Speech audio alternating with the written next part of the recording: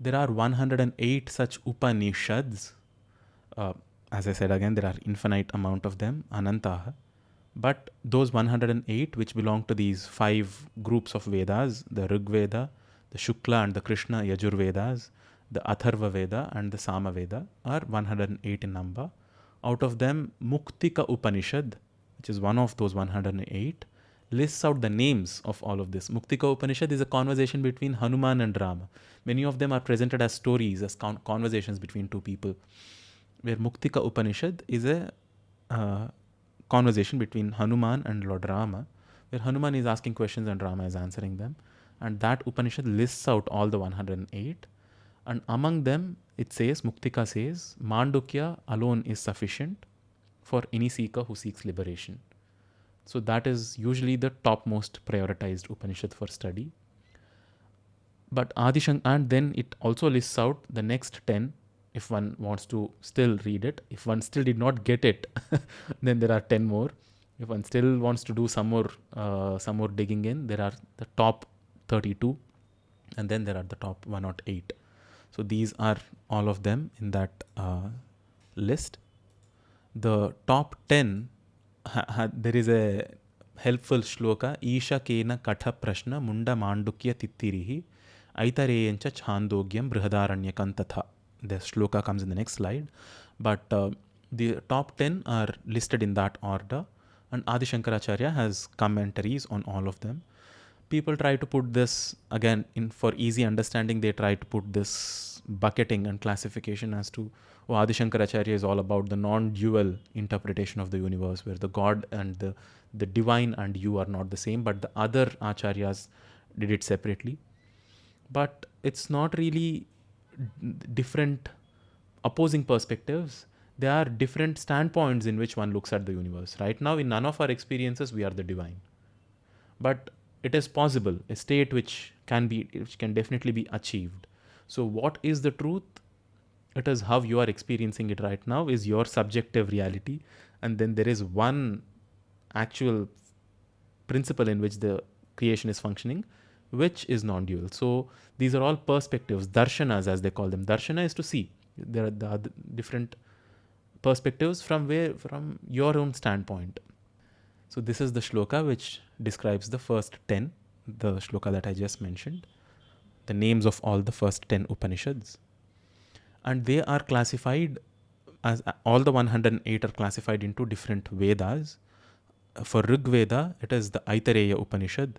For Sama, there is the Kena and the Chandogya. Isha and Brihadaranyaka belong to the Shukla Yajurveda. Katha and Taittiriya belong to the Krishna Yajurveda. Prashna, Mundaka and Mandukya belong to the Atharva Veda. Now, belong to the meaning they are found in those texts, they are grouped into these Vedas. All of these 5 have specific invocatory chants before we start them. Rig Veda starts with Vangme Manasi Pratisthita. That is the invocatory chant. And all rituals corresponding to Rigvedic mantras start with that Shanti mantra. Samaveda Apyayantu. And Shukla Yajurveda starts with Purnamadaha. Krishna Yajurveda with Sahana Vavatu.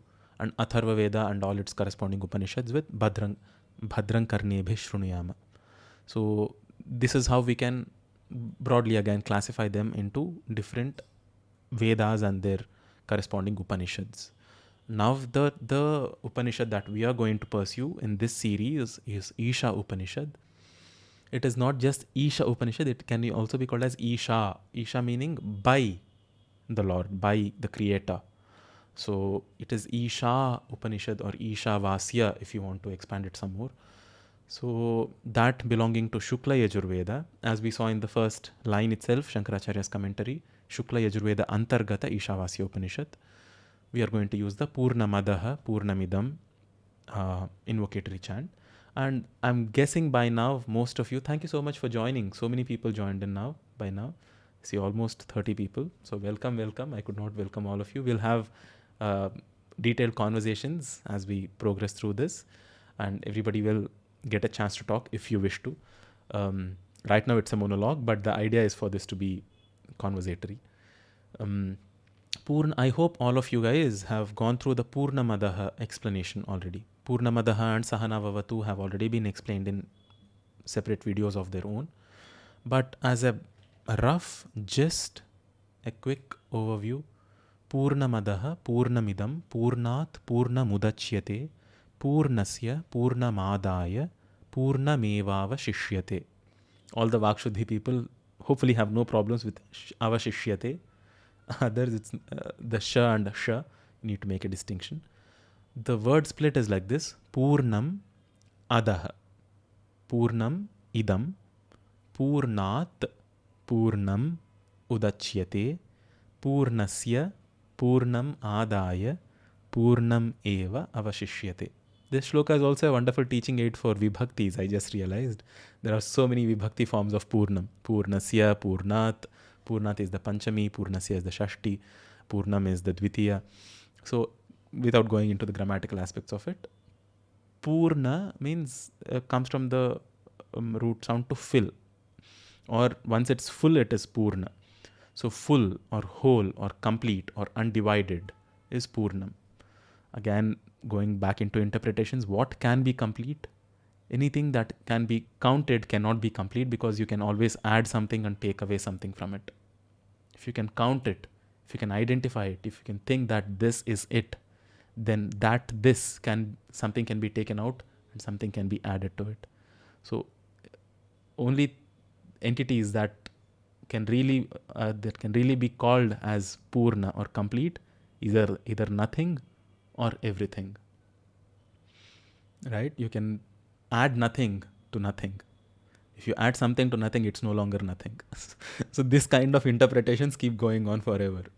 But to limit myself again, Purnam Adaha, that is whole, that representing the creator or that which you think is different from you. This that you experience right now here is complete. Because completeness or wholeness can only come from wholeness. 0 minus 0 is 0, 0 plus 0 is 0, infinity plus infinity is infinity. There are many interpretations. Wholeness, if it exists, can only come from another wholeness. Something that is not complete cannot give birth to something which is complete. These are points to ponder upon, not and to debate and discuss and do whatever with.